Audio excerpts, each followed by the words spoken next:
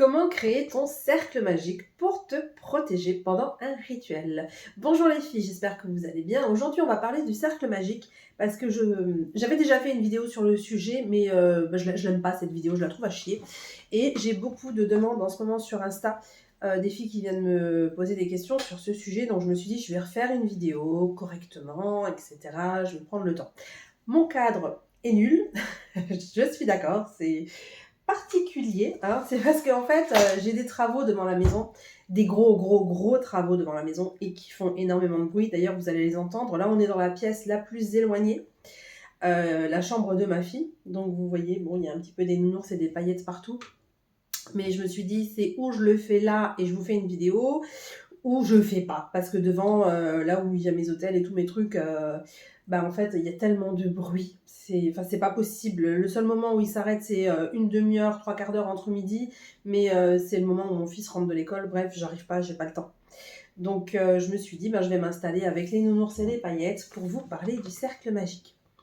Alors, pourquoi faire un cercle magique? Vous savez que quand on fait un rituel, quand on crée des demandes, quand on s'active en tant que sorcière, quand on active quelque chose, en fait, on ouvre des portes. Ok. Alors, je ne sais pas si c'est les bons mots pour le dire, mais en tout cas, c'est comme ça que je le ressens. Quand j'active les pouvoirs pour créer de la sorcellerie, quand je me mets en connexion avec les esprits, on ouvre des portes et on a des risques de se faire attaquer par des esprits, pas dans le sens attaquer comme l'exorciste, hein, mais attaquer au niveau, par exemple, au niveau de votre santé. Vous pouvez avoir quelqu'un qui vient se coller à vous et qui vous prend, qui vous pompe votre énergie. Et c'est pour ça qu'on crée des cercles magiques, qu'on pose des protections quand on fait de la sorcellerie, pour pouvoir se protéger de ces, on appelle ça des vampires énergétiques. Donc pour pouvoir se protéger des vampires énergétiques, on crée un cercle magique pour pouvoir créer une barrière. Comme ça, on est protégé. Il y a différentes protections qui existent en sorcellerie. Moi,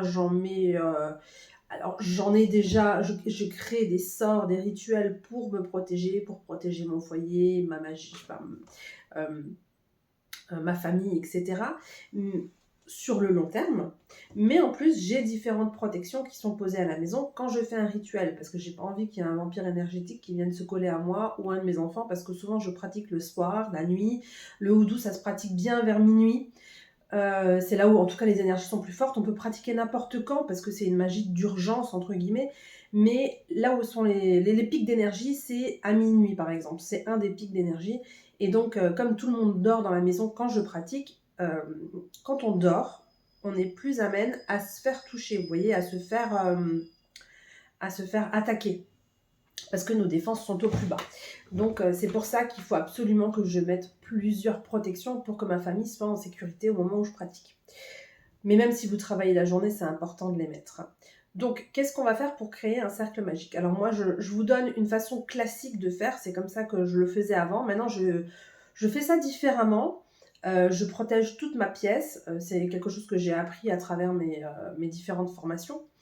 Mais avant, je faisais le classique cercle magique comme beaucoup me demandent. Donc, c'est ce que je vais vous partager aujourd'hui. Donc, ce cercle magique, je l'ai trouvé dans un livre. Enfin, en tout cas, je m'en suis inspirée. Je m'en suis inspirée de loin, hein, de loin. Je pratique pas comme dans ce livre-là. C'est dans les clavicules de Salomon. Donc, je me suis inspirée de ça pour créer mon propre cercle magique. Mais je ne suis pas du tout leur protocole à eux, qui pour moi je trouve très très complet. Mais à l'époque, quand je le faisais, je me sentais incapable de faire autant de manipulations. Donc du coup, j'ai un peu simplifié la chose pour moi, pour m'adapter. Et jusqu'à présent, ça a toujours fonctionné, hein, je n'ai jamais été attaquée.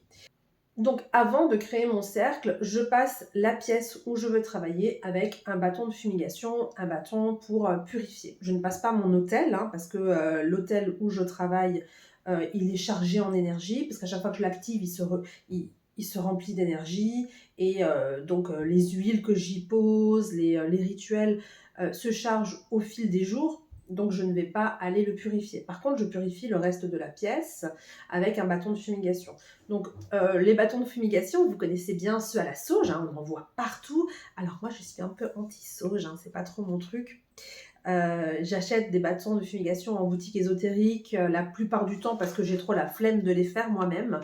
Mais je suis un peu feignante là-dessus, mais en boutique ésotérique, on trouve des super bâtons de fumigation faits avec autre chose que la sauge, des produits locaux. On a beaucoup à base d'eucalyptus, de pin, de lierre, enfin il y a plein de choses très intéressantes. Donc moi, j'achète des bâtons de fumigation maison. Enfin, je dis bâtons de fumigation de maison parce que c'est eux qui le font, hein. Donc vous voyez ce type de produit. Donc je passe ma pièce avec ça. Quand vous faites un nettoyage d'une pièce avec un bâton de fumigation, assurez-vous que ça fait un bon enfumage, parce que c'est l'enfumage qui va faire, je tourne un peu, c'est l'enfumage qui va faire que ça nettoie, hein. Si vous mettez un tout petit peu de fumée, ça fera rien du tout. Donc je nettoie ma pièce et je vais tout installer à l'endroit, à mon hôtel. J'installe mon hôtel là où je veux pratiquer. Si vous arrivez à avoir un hôtel où vous pouvez vous déplacer autour pour faire un cercle magique, c'est ce qu'il y a de mieux. Sinon, des fois, moi, je me place au milieu de la pièce avec tout, je mets tout en place. Ça fonctionne aussi c'est de la magie élémentale que je fais comme ça. Pour le houdou, j'ai un hôtel qui est fixe et je pratique différemment. Bref, donc vous installez tout ce qu'il vous faut dans un espace où vous pouvez bouger autour. Je trouve que pour pratiquer avec un cercle magique, il faut quand même avoir suffisamment d'espace. Il y en a plein qui vont vous dire non, un tout petit espace, ça suffit. Bah moi, je ne sais pas comment elles font. Franchement, je dis pas que ça n'existe pas, hein, surtout pas. Je dis juste, je ne sais pas comment elles font. Moi, j'ai besoin je prends environ 3 mètres de diamètre. Vous voyez, mon cercle, c'est ce qui fait plus ou moins. Ensuite, je mets un double cercle. Le second cercle, je vais le faire à l'intérieur du premier et il sera à peu près un peu plus petit de la taille, vous voyez, à peu près de ma main. Je trace mon premier cercle de 3 mètres. Évidemment, j'ai tout rassemblé auparavant au centre du cercle. Et le deuxième cercle, je le fais environ de la taille de la main plus petit. Ok ? Ensuite, il y a quelque chose d'autre que je voudrais dire, parce que j'utilise le mot cercle, parce que c'est quelque chose qu'on utilise souvent en sorcellerie. On dit le cercle magique, mais moi, je ne trace pas un cercle rond.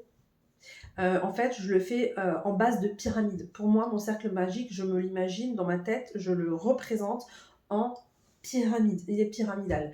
Et aux 4 coins de la pyramide, j'aurai mes 4 éléments, comme le feu, la terre, l'eau et l'air. Donc voilà, mais pour vous dire que ça fait 3 mètres de circonférence, je place mes 4 coins cardinaux, mes 4 éléments, et je refais une base de pyramide à l'intérieur. Ok. J'insiste bien que cette façon de faire, mes personnels, mes propres, n'hésite pas à adapter selon tes ressentis. Si pour toi ça doit être rond, ou s'il n'y a qu'un cercle et pas deux cercles, fais-le comme ça, si c'est comme ça que tu le ressens. Alors c'est important de faire en sorcellerie selon ses ressentis, mais c'est aussi important de faire selon entre guillemets, les règles. Il y a quand même des règles de base à suivre, parce qu'il y a des choses, si tu les fais pas correctement, ça fonctionnera pas. Okay, il y a des choses qui sont installées dans le temps, à travers des siècles dans la magie, et c'est le fait d'avoir répété par un grand nombre de personnes ces mêmes gestes qui font que ça crée cette sorcellerie, hein, qui active ces énergies. Donc c'est important de faire avec ses ressentis, mais il faut quand même baliser le terrain, hein. Il faut baliser le terrain avec des règles qui sont quand même assez... qui sont droites, quoi. C'est des règles qui sont posées, on essaye de les suivre parce que c'est comme ça que ça fonctionne. Alors, traditionnellement, pour tracer ton cercle magique ou ta base de pyramide, il faut le faire avec ta baguette de sorcière. Si ça vous intéresse, oui, les sorcières ont une baguette réellement. Si ça vous intéresse, je vous ferai une vidéo sur le sujet, n'hésite pas à me le dire en commentaire. Donc, tu le traces traditionnellement, ça se trace avec la baguette, mais après, il faut savoir qu'au fil des années, des siècles même, je dirais, des générations, on fait les choses différemment. On peut le faire simplement au doigt, sinon on peut le faire avec du sable, on peut le faire avec du charbon ou encore de la craie. À savoir que quand on le fait avec une craie, du charbon, ce genre de choses, on bénit et on consacre l'objet en question qui sera fait pour tracer un cercle magique, etc. etc. J'utilise le mot bénir parce que moi je le fais en houdou, hein, je bénis les objets à travers cette sorcellerie. Après vous adaptez selon vos croyances, hein, si vous êtes païen, etc. Vous allez utiliser de l'eau lustrale. Moi j'utilise de l'eau bénite, mais vous pouvez très bien utiliser de l'eau lustrale ou de l'eau lunaire, de la vraie eau lunaire. C'est la même chose, hein, à proprement parler, c'est juste que c'est fait selon des croyances différentes, mais au final c'est le même produit. Donc vous avez béni et consacré votre cré au travail de ce cercle magique et c'est ce que vous allez utiliser pour le tracer par exemple. Sinon vous le faites au doigt et vous essayez de mettre votre énergie pour faire fonctionner le cercle comme ça. Donc tu as placé tes 4 éléments aux 4 coins cardinaux. Je rappelle les 4 éléments avec les 4 coins cardinaux. Au nord, tu places la terre. Alors, tu peux y placer ton sel consacré, par exemple, mais tu peux y placer aussi une plante, une terre particulière que tu as besoin pour un rituel particulier. Ça pourrait faire office de terre, vous voyez, il n'y a pas de problème. Mais tu peux aussi y mettre ton sel consacré. Ensuite, tu places au sud le feu avec ta bougie blanche. Après, ce que moi je fais, c'est que je place une bougie blanche pour le rituel. Et si j'ai besoin d'une bougie rose, par exemple, pour l'amitié, une rouge pour la passion, enfin, selon les correspondances que tu choisis, je mets une seconde bougie avec la bougie de couleur, ok? Mais je travaille toujours quand même avec une base de bougie blanche qui représente le feu. Après, ma bougie de couleur, elle va représenter plus l'esprit, le travail que je pratique, hein, ce que je fais. Ensuite, à l'est, tu vas placer l'air avec ton encens. Quand tu ne sais pas quel encens choisir, tu peux mettre de la myrrhe ou de l'oliban, hein, des résines naturelles, c'est ce qu'il y a de mieux. Après, ce que je te conseille, c'est de choisir l'encens en fonction de ton rituel. Par exemple, si c'est quelque chose pour ton couple, pour éviter les jalousies ou que ton mari reste en place, hein, qu'il n'aille pas voir ailleurs, qu'il n'aille pas tremper ce spaghetti partout, tu peux utiliser du sang dragon. Vous voyez, ça c'est quelque chose qui est bien pour le couple. En fonction du rituel que vous choisissez dans vos livres, vous regardez quel encens ils choisissent et c'est ce que vous mettez à l'endroit pour représenter l'air. Okay, donc en fonction du rituel choisi, tu vas placer ton encens qui est choisi dans le rituel, hein, qui est conseillé dans le rituel, tu vas le placer à l'est donc pour représenter l'air. Ensuite, il nous reste l'ouest avec l'eau. Alors pour l'eau, moi je prends de l'eau bénite, mais vous pouvez très bien prendre de l'eau lustrale ou encore de l'eau de lune, comme on disait tout à l'heure, peu importe. Vous la mettez dans une coupe et c'est ce qu'il y a de mieux. Et donc ça va représenter l'élément de l'eau, évidemment, les émotions et tout ça, et ça se place à l'ouest. Donc voilà, là vous avez tout votre nécessaire pour votre rituel au centre du cercle. Vous avez votre 4 coins cardinaux avec votre tracé pour vous protéger. Vous le faites soit en rond, c'est en forme de cercle, soit comme moi en forme de pyramide, comme vous voulez. Et une fois que tout est en place, tu vas donc réciter cette incantation. Je regarde en dessous parce que je me la suis écrite, parce que je ne la connais pas par cœur, parce que je ne l'utilise plus. Hein, puisque comme je vous disais, moi je fais, avec le Voodoo, je fais une autre façon. Mais du coup, je l'ai écrit sur mon ordi.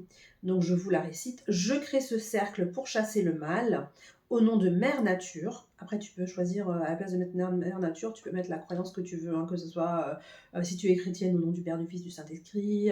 Si tu es d'une autre croyance religieuse, n'hésite pas à dire voilà, ce en quoi tu crois. Hein. Voilà, ça dépend de tes croyances. Donc, je crée ce cercle pour chasser le mal au nom de Mère Nature, afin qu'aucun mauvais esprit ne puisse ici entrer ou me faire du mal en quelque manière que ce soit.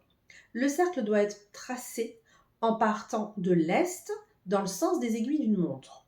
Ensuite, une fois que ça c'est fait, tu traces ton deuxième cercle à l'intérieur. Hein. Je vous rappelle, c'était la distance à peu près d'une main. En tout cas, c'est comme ça que je le fais. Hein. Et vous dites, je trace ce cercle pour concentrer le pouvoir que je produis. Et donc, le deuxième cercle doit être tracé dans le sens solaire, c'est-à-dire dans le sens des aiguilles d'une montre aussi. Ensuite, tu asperges ton cercle à l'intérieur de ton eau pour pouvoir le bénir, le purifier. Et ensuite, tu prends tes 3 éléments et tu les passes à l'intérieur, histoire de le consacrer vraiment. À ce moment-là, moi, je commence mon travail magique. Alors, tu as peut-être entendu parler des 4 gardiens pour les 4 éléments. On appelle ça les gardiens des tours de guet. Donc ça représente les 4 points cardinaux. Je ne fais pas appel à ces gardiens parce que il me semble que c'est une tradition Wicca et je ne suis pas pratiquante Wicca, je n'ai pas cette prétention. Et c'est une sorcellerie qui m'intéresse beaucoup de loin, mais j'ai pas encore passé le cap parce qu'il y a d'autres choses qui m'intéressent. Moi je suis plus dans le houdou, le vaudou, ce genre de choses. Même si les pratiques païennes, je trouve ça sympa. J'ai envie de les apprendre, je ferai ça plus tard. On ne peut pas tout apprendre en même temps, vous voyez. Évidemment, une fois que vous avez fini votre travail, vous devez bannir votre cercle. Hein. N'oubliez pas de remercier les entités qui vous ont aidé, etc. etc. Vous bannissez le cercle et voilà, votre travail est fini. Donc j'espère que cette vidéo qui est un petit peu plus complète, donc vous n'avez pas les images avec moi qui fait le cercle, etc. Mais parce qu'en fait, la pièce où je pratique, je peux pas. Il y a trop de bruit, c'est infernal.